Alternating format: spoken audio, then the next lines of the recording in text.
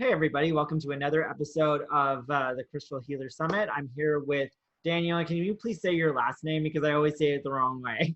My last name is Sernicola and it means Saint Nicholas.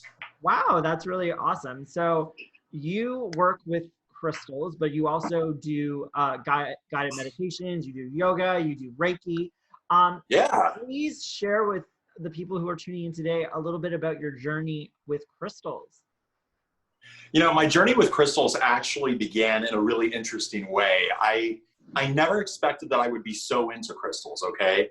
So what happened was, as I did my yoga teacher training, as I got more into meditation, many of the yoga studios had crystals all over the place. And I walked in, I thought they were beautiful, but I noticed that there were certain crystals I was really drawn to. And we'll get to those ones in just a moment, but there were certain crystals I was really drawn to. And I felt really good when I was in their presence. So because of that, I started kind of researching some crystals online. I researched some of your stuff, Joey, and I just completely fell in love with crystals. Now, to be fair, I believe a little bit in astrology and stuff like that. And as a Cancer, I'm heavily influenced by the earth, and I need to be in nature and all that other stuff. So I really think that for me, stones go hand in hand with that. Oh, that is amazing. So, yeah, tell us a little about what you do, like career-wise, because you do a lot of spiritual work. Yeah, so I used to have a big career in corporate marketing. I loved it. I was successful, but I just wasn't fulfilled. So in 2017, I was actually laid off from my job, and I was given this great opportunity to open up a Reiki space because I had already been practicing Reiki. I was teaching some Reiki at yoga studios, but I never actually had a place where I saw clients. So I began seeing clients one-on-one for Reiki sessions, for yoga sessions. And one of the things that I realized early on in seeing people for Reiki is that it's very hard to sell something people technically can't see. So I actually use the crystals to enhance the Reiki session itself with energy, but also to give that almost visual marketing effect so that people could walk into the Reiki room and see that, you know, this is legit. Because for some reason, people see crystals and, they just immediately I've always felt that crystals and Reiki really are like the same thing because they're dealing with vibration, they're dealing with energy, and that like crystals are like kind of like a manifestation of love and light. And it's always kind of really, for me, I've always been very connected into like my crystal Reiki practice. So it's really exciting for you to say that. Now, I would love for you to share with people tuning in today, what are your 3 favorite crystals? So my 3 favorite crystals, I mean, I got a workhorse here I'm going to lift up to show you guys. So this is my all-time favorite. You knew I was going to pull this out, Joey. Yeah, it's such an amazing slab. Okay? I love selenite. So it's so energizing. It's so beautiful. And you've got such a good collection of crystals. Like you definitely have like a badass collection. So what's next in your collection? Well, you know what? I got to tell you, Joey, we're going to stay on selenite for just one moment. Selenite's one of my favorites because it is so incredibly amazing. You know, it's great for spiritual activation. It's great to get in communion with your higher self, spirit guides, angels. But the other thing that's really cool about selenite is it naturally aligns and balances the chakras. So if you hold selenite in each hand for just 5 minutes, you'll notice that your body begins to feel so different energetically. And the other thing I like about selenite is there's so many different types. So this is another one I like. It's a very solid slab. There's even one behind me that you probably see. And then I even have this little piece of root beer selenite, which is kind of rare. Okay. And it gives off an amazing energy. And then I'm sure that you're familiar with desert rose. So desert rose selenite is also one of my favorites. Beautiful. And then one of my other favorites is right behind me, celestite. Wow, so that is a big, nice kind of chunk of celestite. Oh, it's a gorgeous chunk. And this was actually found in my home state of Ohio. So wow. Celestite is this magnificent stone that first I was drawn to because I'm going, where do you ever see a blue stone? And then I noticed that, you know, with working with celestite, I begin seeing visions at times, and I begin getting in touch with my higher self.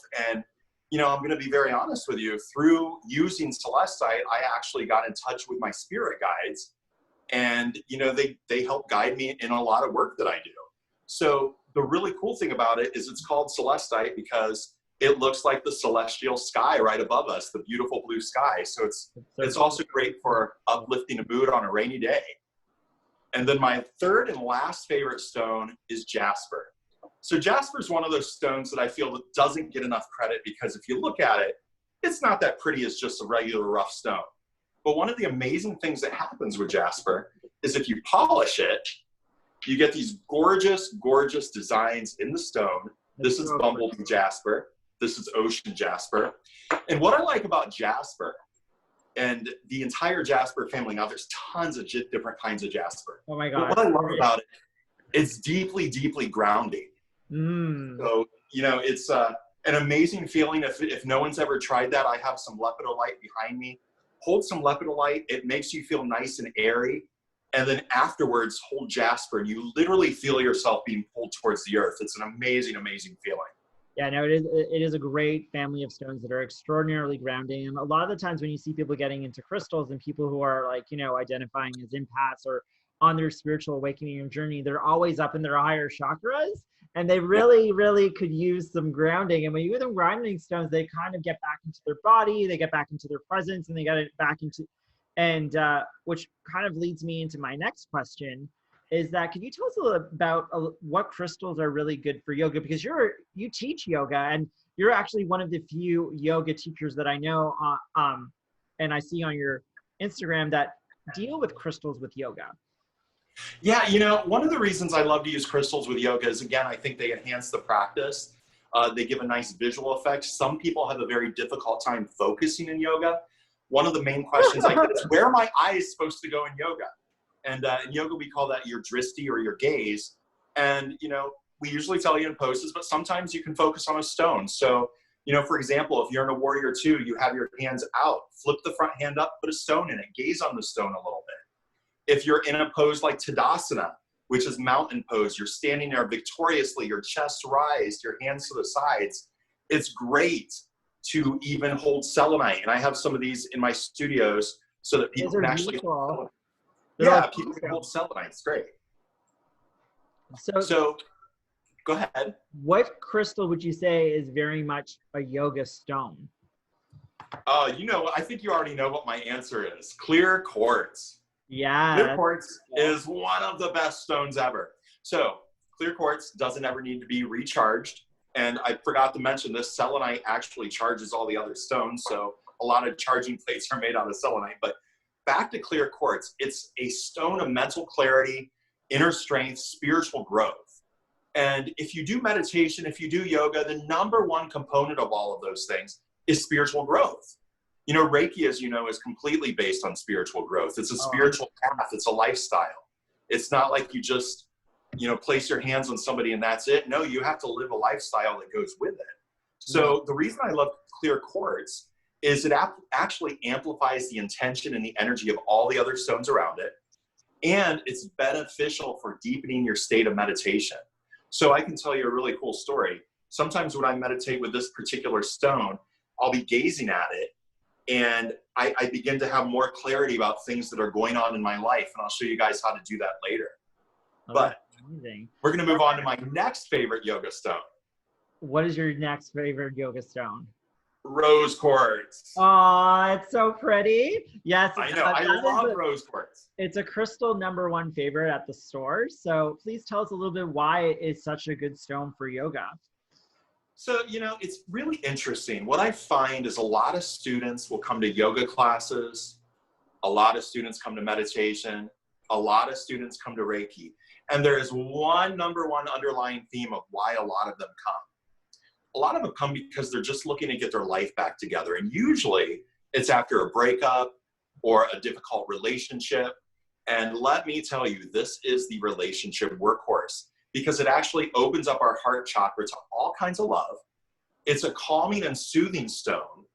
And, you know, the other thing where it's very helpful in relationships is that it raises our self-esteem. And let's be honest, if you have low self-esteem, that's going to kill your relationship, right? The other thing it does is it removes guilt that you feel throughout a relationship. And it also promotes balancing of emotions. So I like to think that, you know, when you're in a relationship, you don't want to feel guilty about anything. You want your emotions to be balanced out. You want your heart to be open, and you want to be calming and soothing to your partner. So my gosh, perfect relationship stone. If you're single, carry it in your pocket. Thank you so much. So this leads me into my next question, Daniel.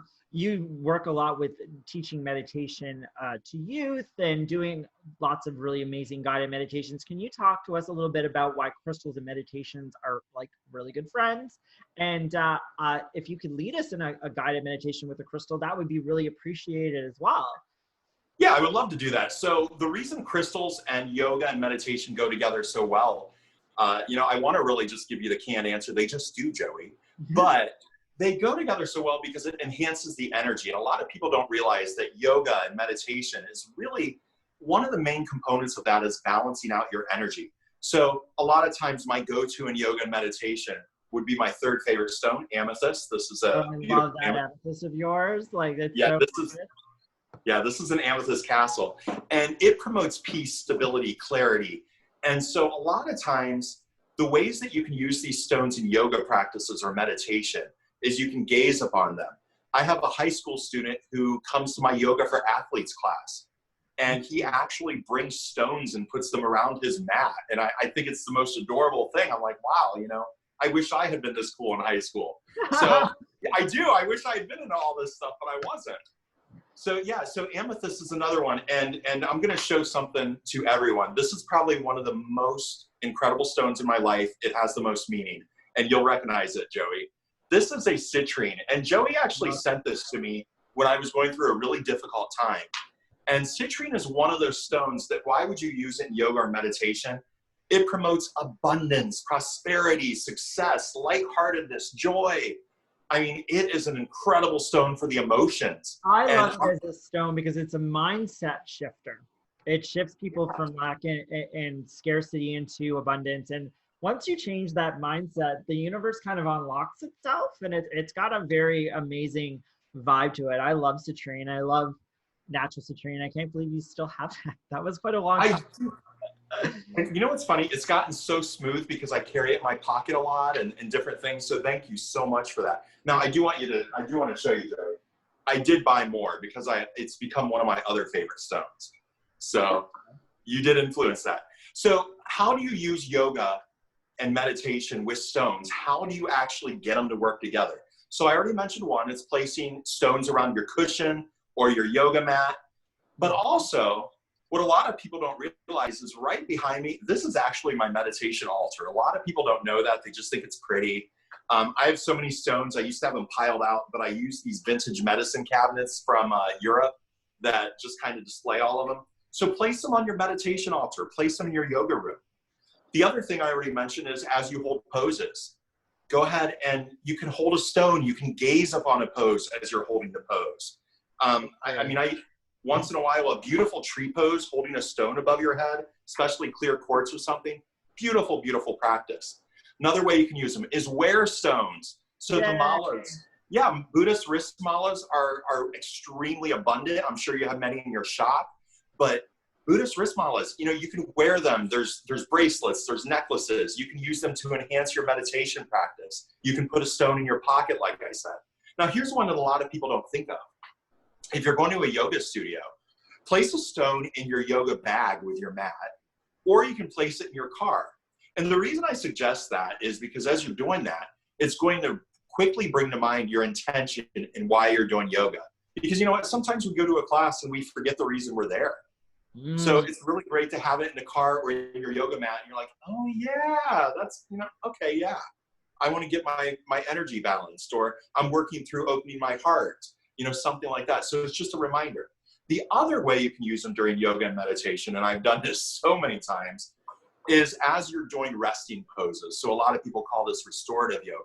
As you're resting on your mat, you can place one over your third eye. You can place something over your heart. The belly is also a really good place to place stones. I always go to bed with crystals on my belly. So I totally love that. I'm a big fan of restorative poses with crystals. Yeah, isn't that great? And the other place that a lot of people don't think to put them, and I use this for some of my heavier crystals, is on my thighs. So as you're laying down in yoga, a lot of times when we teach yoga, placing hands on somebody's thighs or gently pressing down is very, very grounding to them. So I thought, you know what, why not do that with stones? So sometimes I'll put stones on my thighs. So there's really, really a lot of different ways you can use them. And I'm sure that, you know, viewers of your Crystal Symposium are going to even come up with some of their own ways. And I'd love to hear them. Well, that is amazing. So now we're at the part where I would like if you could guide us on a crystal meditation. Yeah, so let's do that. One of the things I want to show you really quick is a mudra. So this is the Dhyana mudra, but you hold it down. You hold it down along your belly button. Your two thumbs are touching. One hand's resting on top of the other. Usually the right. Usually the right is resting over the left. And you hold it right below your belly button. And the reason we do that is the belly button is called the tanden. It's pretty much the center of our energy body. So a lot of times when I'm meditating, I will do this Dhyana mudra, but I'll also hold a stone in my hands with the thumbs touching. So this is kind of what it looks like. And you can imagine I do meditate with this one all the time. Oh, it's so beautiful. Yeah. And then in addition to doing that, if you have another amethyst or a similar stone to the one in your hands, place it a few feet in front of you. And you'll see why we do that in a moment. So what we do, we're going to go ahead and begin the meditation. So on your next inhale, lengthen your spine up towards the sky. Make the back of your neck nice and long so that your chin is slightly tucked. And then on your exhale, just let your shoulders relax. Place the palms of your hands on your knees or your thighs. Go ahead and give the elbows a little bit of a wiggle so you can relax some in your body. And for this meditation, we're going to keep the eyes open.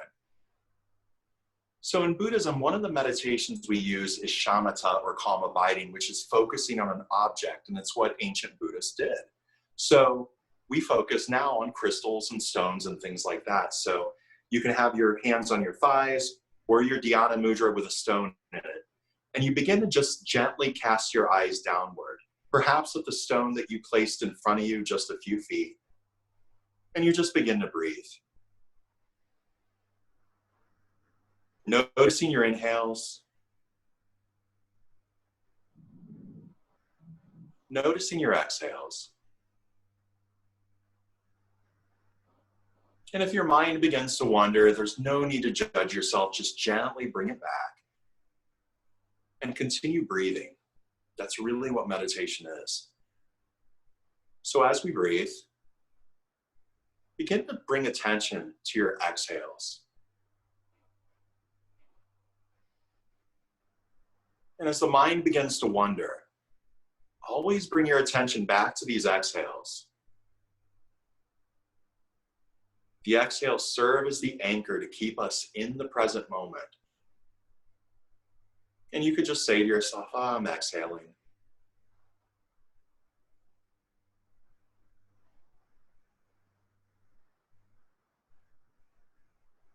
And now beginning to bring to mind what you would like for your stone to help you accomplish.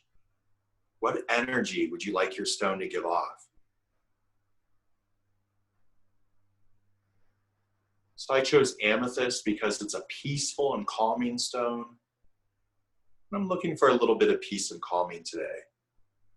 So begin to gaze upon the amethyst or whatever stone you have in front of you. And begin to think of peace, calming, or whatever you're trying to get out of your stone, whatever experience you're looking for. And just rest on it. Now, when I say rest, just allow your body to rest. Allow any tension to leave the body. And continue breathing.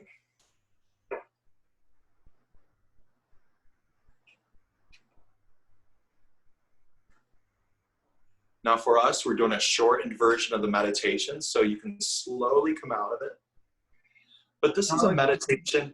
This is a meditation that you can do for any length of time. Sometimes I do it for half an hour to an hour straight. But the other thing that I want to mention is, as we did that meditation, I mentioned, looking at the stone, thinking about what you would like the stone to help you accomplish. But I want to also tell you that a lot of times as I get a new stone. So I bring a new stone into the house. What do? So let's say I just bought this rose quartz at your store. I'm going to bring it home. I'm going to feel it in my hands. I'm going to really let my energy mix with the stone's energy. Then I'm going to meditate with it. And a lot of times I'll just meditate with it in my hands. And I start to think, rose quartz, open my heart. Let me welcome love in. And you start to think about what the stone's qualities are. And it's almost like you're training the stone or programming the stone in a way to work for you and with you. So that's another beautiful way meditation can enhance your work with crystals and stones. No, that is amazing. So Daniel, thank you so much for taking the time to share what you do, crystals for yoga, and this beautiful meditation. It was such a pleasure. For everybody who is tuning into this and we are in day 3 of the 5-day email series. Daniel, can you give us a little bit of information on what kind of promo offering you're giving away today? I can. So I'm super excited. So Joey, I mentioned earlier, my favorite stone is selenite. And so I'm going to give away a set of these. Actually, I'll give away 2 sets. I have a lot of them. So 2 sets of selenite stones. Each set has 2 stones. You can hold them in the palms of your hands. They realign chakras.